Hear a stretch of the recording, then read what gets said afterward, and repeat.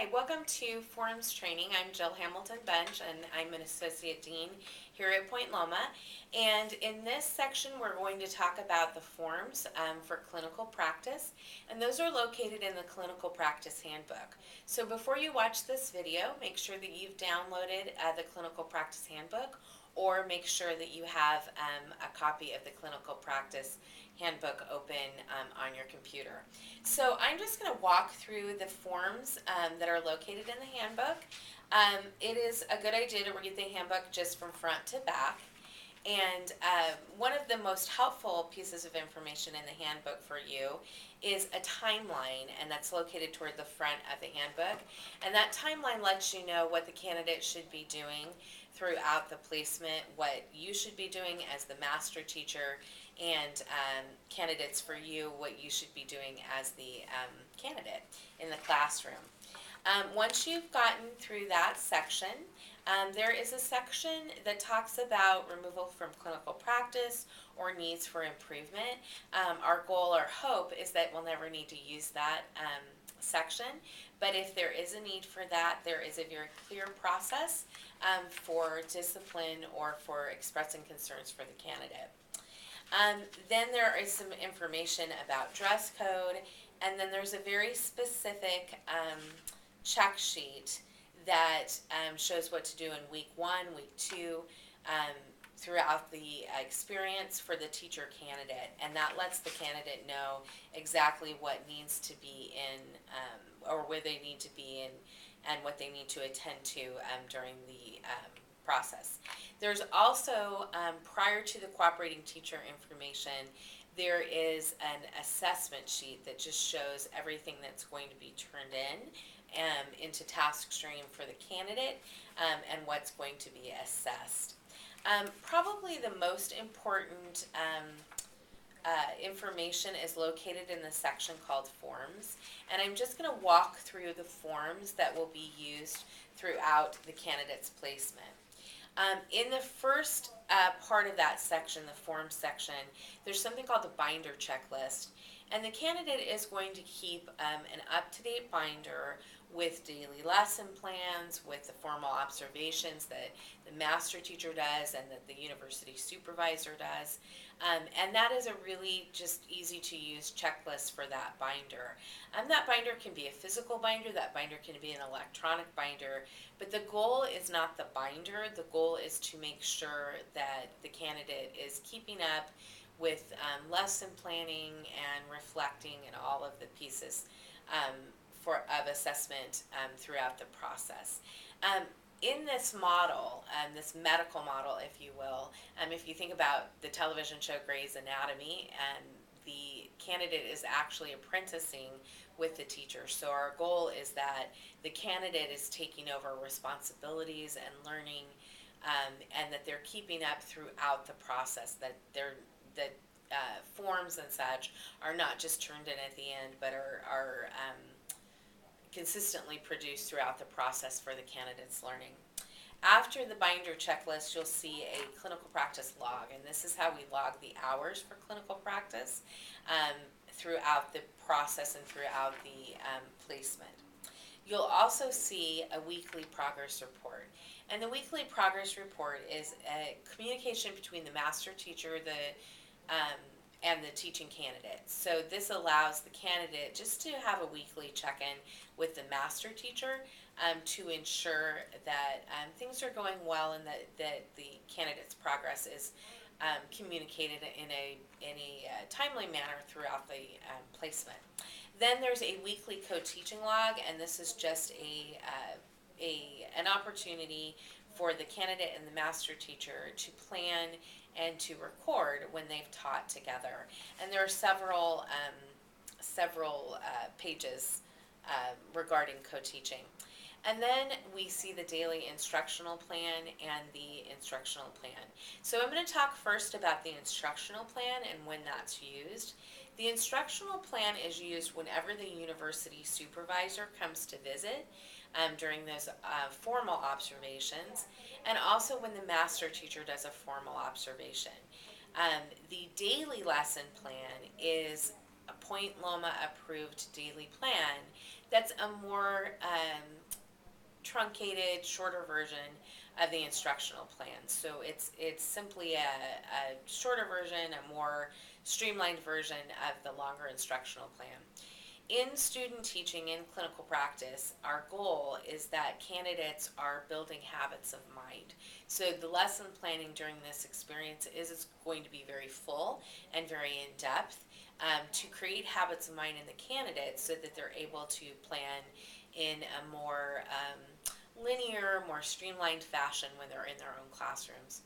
Um, if there is a school district or a school-wide daily lesson plan that the master teacher uses, and the candidate would like to use that daily plan, the candidate is welcome to use that if it is approved by the associate dean, and that's actually me. So feel free to email a copy of that template or proposed lesson plan format, and if approved, then the candidate can use the school's or the district's daily lesson plan format rather than the PLNU daily format. As far as formal lesson plans, they still do need to be on the instructional plan template, the longer template for those formal lesson plans. Those also need to be turned into the master teacher and the university supervisor 24 hours in advance of the formal observation. And then there is another lesson plan format for moderate to severe lesson planning, and that's located just in that same section, just right behind those other two lesson plans. There's also an analysis and reflection that the candidate fills out each time they've been formally observed, and this allows the candidate to reflect on the lesson after they've taught it, and to analyze and reflect on things they did well, things they changed, and focus on things that they would like to do better in the future. There is information about you for those of you who are master teachers. There is a professional information sheet that's turned in, and that just lets us know your qualifications in schooling, and then the demographics form is there as well, and that just lets us know the makeup of the students in the room. Master teachers, you will be filling out 3 forms that are formally submitted. Those are submitted, they're sent from the field experience coordinator in either Mission Valley or Bakersfield, and you fill those out. It's sent as a form for you to fill out electronically. There's also a copy in the handbook, and those are the exact same form, but they're filled out 3 times at different points in the candidate's journey. So the pre-assessment is done very quickly, and the pre-assessment is essentially what you've seen of the master teachers, the teacher candidates teaching. You'll notice that there's a column that says not observed, and that allows you to say, I haven't observed that particular aspect of the candidate's teaching. That's on the pre-assessment form, so that you can speak to those things that you've observed. In the midterm and the final evaluation, one is completed at the midterm, so which is about week 4. You can find that information on the timeline. And then the final evaluation is submitted at the end of the experience. Those 3 formal evaluations serve as the grade for the course, along with the university supervisor's information. So the grade that is assigned to the candidate is assigned by the master teacher and the university supervisor working together, and the formal observations of pre-assessment, midterm, and final evaluation are how that grade is posted. So those evaluations should reflect daily lesson planning. They should reflect your experiences with the candidate throughout the experience. There is also, for our single subject candidates, there are further rubrics, and these look specifically at content area teaching. So if you have a candidate who is a single subject teacher, then they will need those additional content area rubrics, and they'll have one from the master teacher and then one from the university supervisor.